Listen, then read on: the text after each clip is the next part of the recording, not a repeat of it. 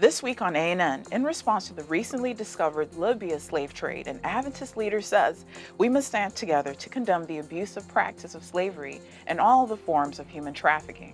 The global comprehensive work of Adventist AIDS International Ministry is highlighted in honor of World AIDS Day. And the Director of Public Affairs and Religious Liberty for the Adventist Church advocates for religious minorities in Colombia. The conversation takes place as the nation seeks to build a peaceful future. These stories and more coming up.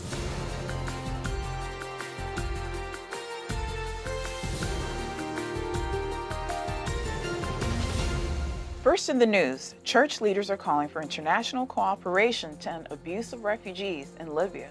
Recent video evidence of an active slave market in the North African country of Libya has received international attention. According to an Adventist spokesperson, the slave market has been a largely unpublicized human rights tragedy. One of the leaders who spoke out against the slave market is Nelly Borca, the church's liaison to the United Nations. According to Borca, the slave trade in Libya represents just one part of a much larger picture of abuse of African refugees.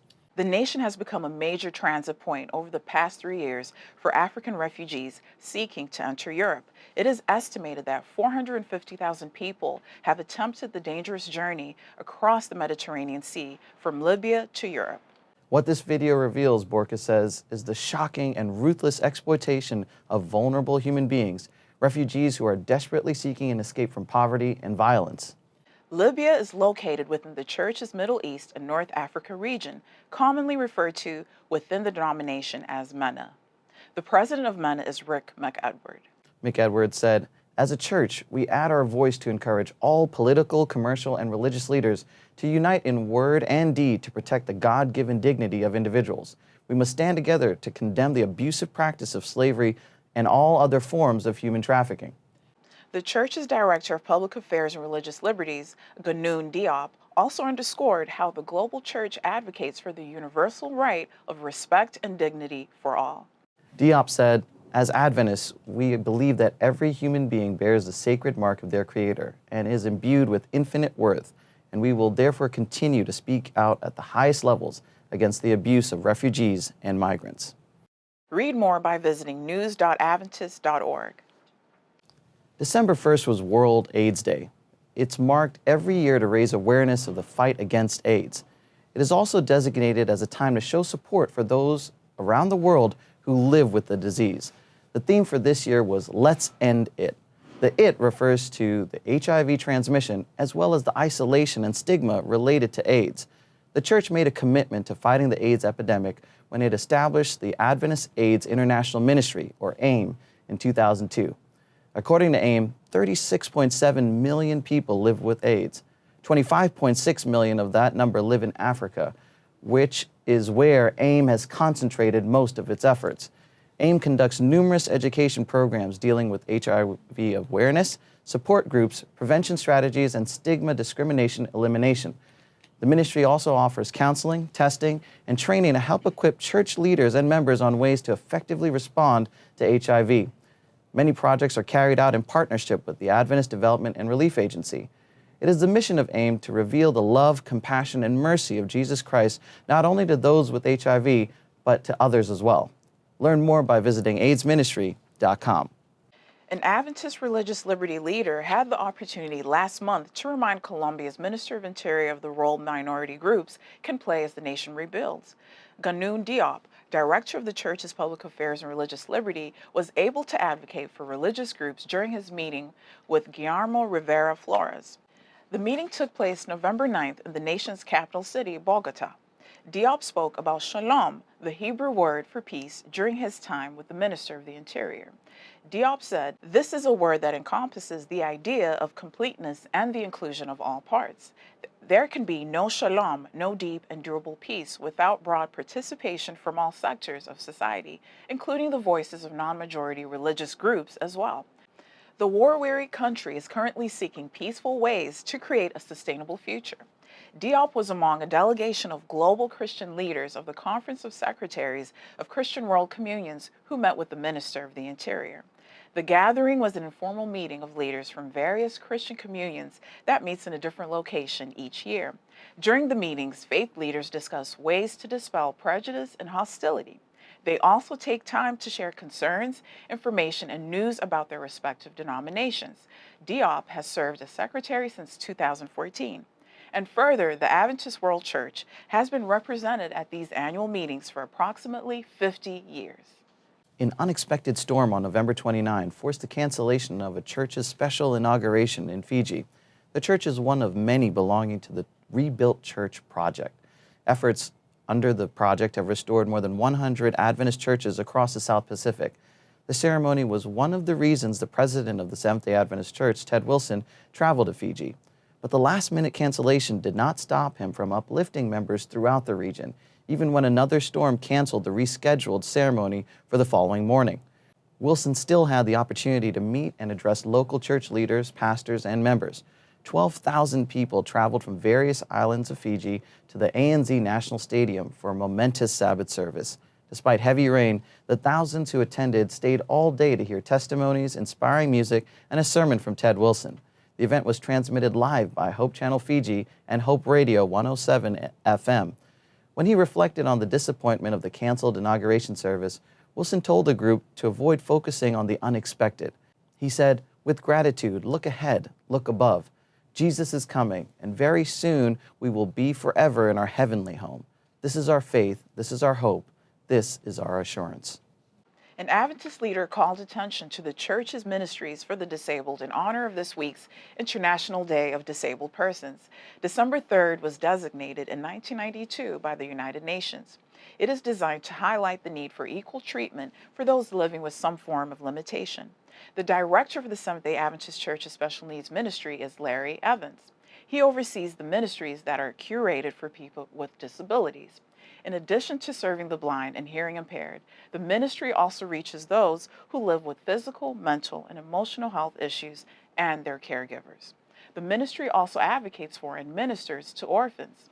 Evans says Special Needs Ministries begins and ends with a new identity. We are one in Christ. Awareness, acceptance, training, and ministry are all part of total member involvement, and Special Needs Ministries will be working to help this happen.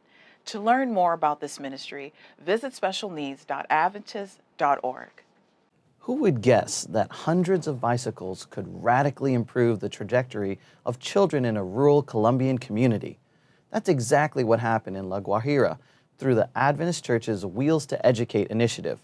400 bikes were donated to children throughout the YU ethnic community in North Colombia last month.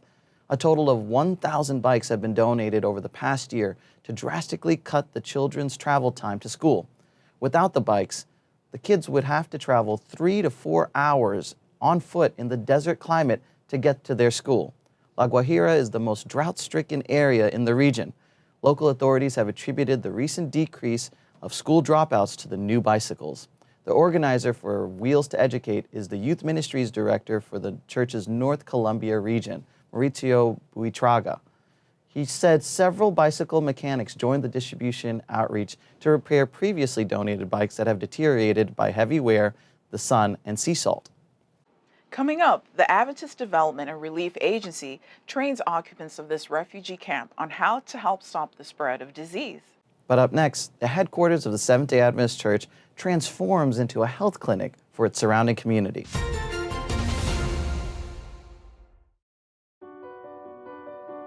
My daughter was sick and she had to go to the hospital. And I was still working outside of the home. So my job, they didn't trust me. They felt that I wanted to stay home so bad with my kids that I would lie or I would, cheat their time in order to be home with my children. And when people don't trust you like that at a job, that just makes you feel like, why should I even be here?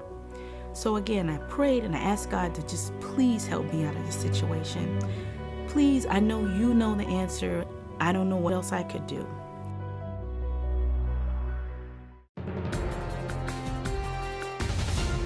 Nearly 400 people in the Washington, D.C. metropolitan area received free medical and dental care last month. The services took place at the world headquarters of the Seventh-day Adventist Church in the U.S. state of Maryland. The Hope Clinic took place November 5 as part of the church's annual outreach initiative. Adventist Medical Evangelism Network, or AMEN, partnered with the church to bring the clinic to life. And I wanted to also add, I was a part of that clinic. I helped to volunteer, gave away a few books for children's ministry. So That it was sounds a like blessing. a great experience. Yeah, thank you. Yeah, I enjoyed it. So it was a good turnout. So. Awesome. AMEN sent this report.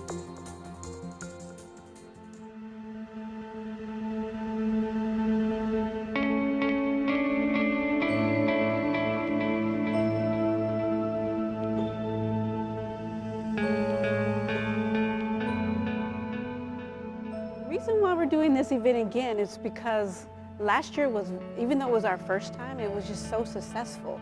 And a lot of the outreach programs that we have, this one for sure touches the real need of those in the community. I've planned probably 17, 18 years of community outreach. This by far touches and reaches the people more, where we can actually teach them about Jesus, fulfill a need that they have, and make them feel like we've loved them up a lot in one day before they leave this building.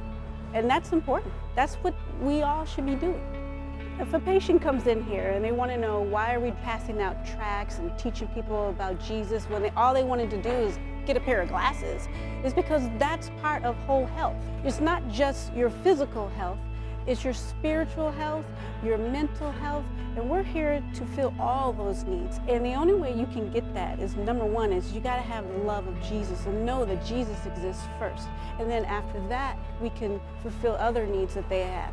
When you love others, it's just sharing the love of God out loud. That's all it is. When you love others, you're sharing the love of God out loud, and that's exactly what we did here. I love seeing healing combined with the gospel work. And I love the fact that these people can come through and have their physical needs met, and we can be there at the end just sharing with them about Jesus. And they're just so much more open because they realize we're not just there to shove religion down their throat or anything, but we're there to really help them with their needs first and to care about them.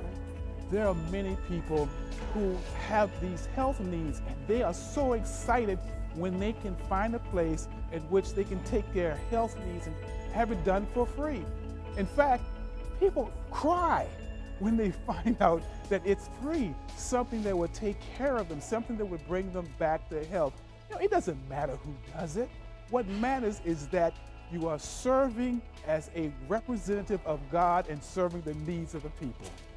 So as a college student, my current financial circumstances and everything that comes with going to college and making that transition and paying for books and everything, I wouldn't have been able to afford buying a pair of glasses or having my eyes checked by an ophthalmologist. And this service is really a lifesaver for many.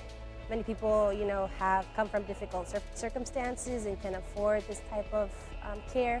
I think it's a really great service, a great program, and I'm looking forward to volunteering in the future. So, yeah, I'm looking forward to that. Thank you so much.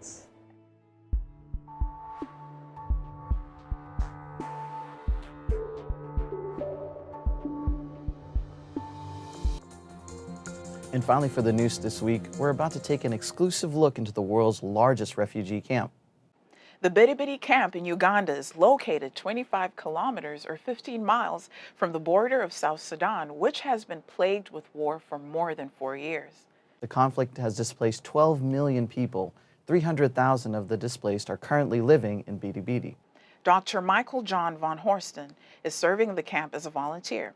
Last week, he recorded a video that showed just a glimpse of the challenges the occupants face on a daily basis. Wow. When I came here, I just stayed a week. Immediately, I got a job with ADRA, the volunteering job with ADRA. It helped me so much. I came with nothing. All that I have right now is because of the work that I had with ADRA. Yeah, that's a good job, Jackie. You can be proud of the work you guys are doing. Extremely challenging region. Thank you. Yeah. You're really helping me. Yeah. That's fantastic. So what exactly is the work that you're doing with ADRA? Do you mind?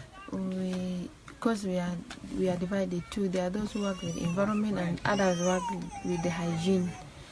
So we promote hygiene around Really? the settlement. That's really important, especially with the spread of diseases and infectious diseases in the area. Yeah, that's great. Was there anything that you wanted to add about the work here you're doing, Jackie? So as she has mentioned, Yes. One of the activities that ADRA does is hygiene promotion. Exactly. Because we work under the wash sector. It's one of the sectors where ADRA works. So apart from drilling boreholes and doing rainwater harvesting and constructing latrines, especially for people with special needs, Yes. like of course the neighbor of Jocelyn and Stella, what we do is that we get volunteers and we train them and give them extensive training in hygiene. Exactly, make it sustainable. Yes, to make it sustainable. Then we empower them with this knowledge and with these skills. Yes. And then after that, we expect them to go from household to household to also disseminate that same training that they have received. Exactly. So that they can inform the community about hygiene practices. Yep.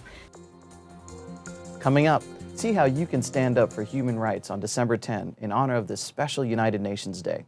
But up next, some say if this plot was successful, the English translation for the King James Version of the Bible would have been gravely impacted. Learn more right after this. Then Esther sent this reply to Mordecai. Go and gather all the Jews who are in Susa together, and pray and fast for me. Do not eat or drink anything for 3 days and nights. I and my maidens will fast as you do. After that, I will go to the king, even though it is against the law. And if I perish, I perish.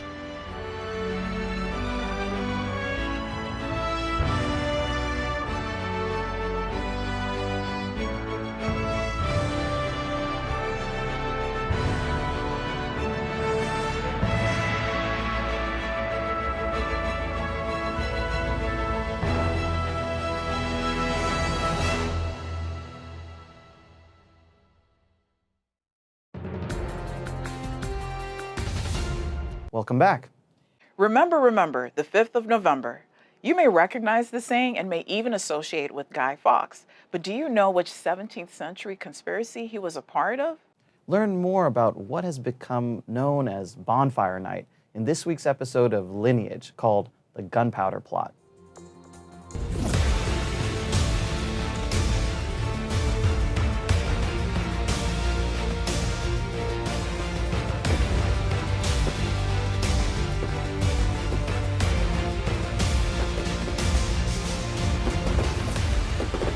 Remember, the 5th of November, gunpowder, treason and plot. I see no reason why Guy Fawkes should ever be forgot. A short rhyme that I, along with numerous other children growing up in England, learned in school, and yet today it seems that many have forgotten the story. In the early 1600s, England was under a Protestant king, King James. Born in Edinburgh Castle, he ascended to the Scottish throne, and when the Scottish and English thrones merged in 1603, he became the King of England as well.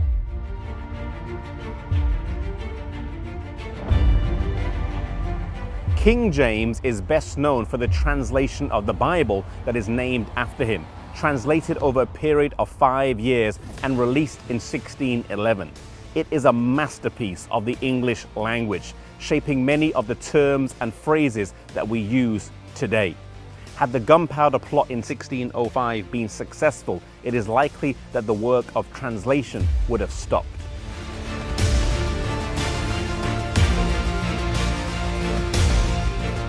The Crown of England had gone back and forth between Catholic and Protestant hands in the early to mid 16th century, but during the reign of Elizabeth I, some stability had been brought to the throne. Despite this, it was the dream of Catholics, both at home and abroad, to restore a Catholic monarch to the throne. An audacious plot was launched to assassinate the king, not by a bullet or by poison, but by blowing up the Houses of Parliament during the state's opening of Parliament, thus not only killing the king, but also many of his close advisors and members of Parliament. It was then the hope of the Catholics to bring a new monarch and government to England.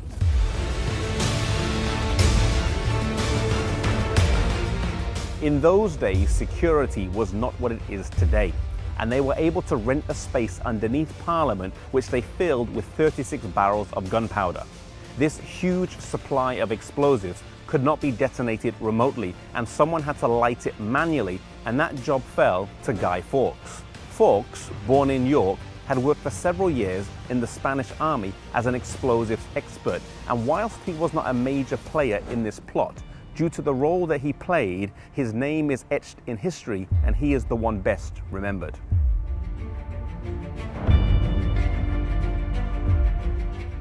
Up to this point, everything had been kept top secret, but there was to be a fortunate leak.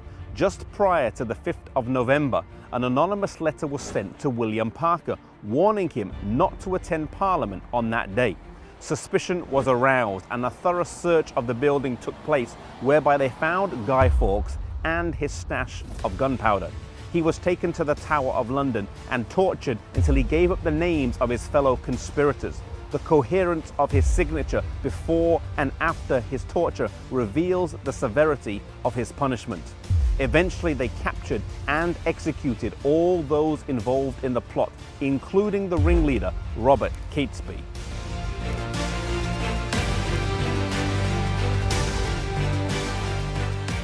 The King and Parliament had been saved. England had been spared under the bloody takeover, and Protestantism remained the dominant religion. Today, this event is commemorated in every village, town, and city across the country, with bonfires being lit, in an event often fondly known as Bonfire Night. In a country that has remained independent for hundreds of years, this is perhaps the closest thing to a national or Independence Day celebration. Something that stands out from this episode of history is how thin and fragile the line is between freedom and tyranny. A famous person once said that your freedom and mine cannot be separated. And yet today we live in a society where if someone's rights are being abused, people are more likely to film it on their mobile phones than they are to stop and do something to help. May we defend our freedoms, civil and religious, anytime they come under attack, and the freedoms of others if we ever see them under threat as well.